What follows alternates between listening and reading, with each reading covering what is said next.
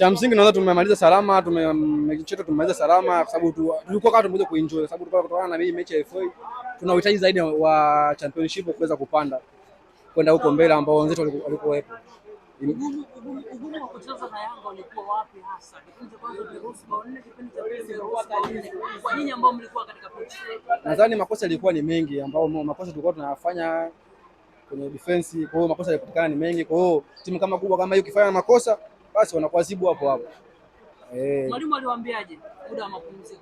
Baada ya kurudi alisema tutulie, tupunguze makosa na tuwasiliane, sababu ilikuwa tuwasiliane, hata mtu kumwambia ile kwamba ni ya kwangu ilikuwa hakuna. Kwa hiyo unakuta wanaenda na wanafanya makosa ambao wanaenda kwa mtu mmoja, kwa mwisho siku na wagonga mpira, mtu anapata mpira anakuja mwenyewe anafunga kipesi. Kwa hiyo cha msingi tuweza kumsikiliza kocha. Nadhani kidogo tulipunguza makosa japokuwa nao walipata magoli. Unajisikiaje kuwa man of the match kwa mashabiki wa Yanga leo? Nadhani kwangu ni kama surprise. Sababu sikuitegemea hii hali.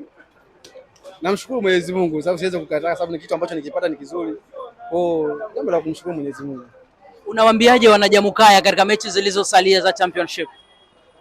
Wanajamukaya sababu tuna mechi nyumbani. Nadhani ndo njia yetu ya kuweza kwenda na sisi kwenda ligi kuu, kwa ambao wenzetu waliokuepo ni kwenda kupambana hiyo mechi ambayo tunaoenda huko nyumbani.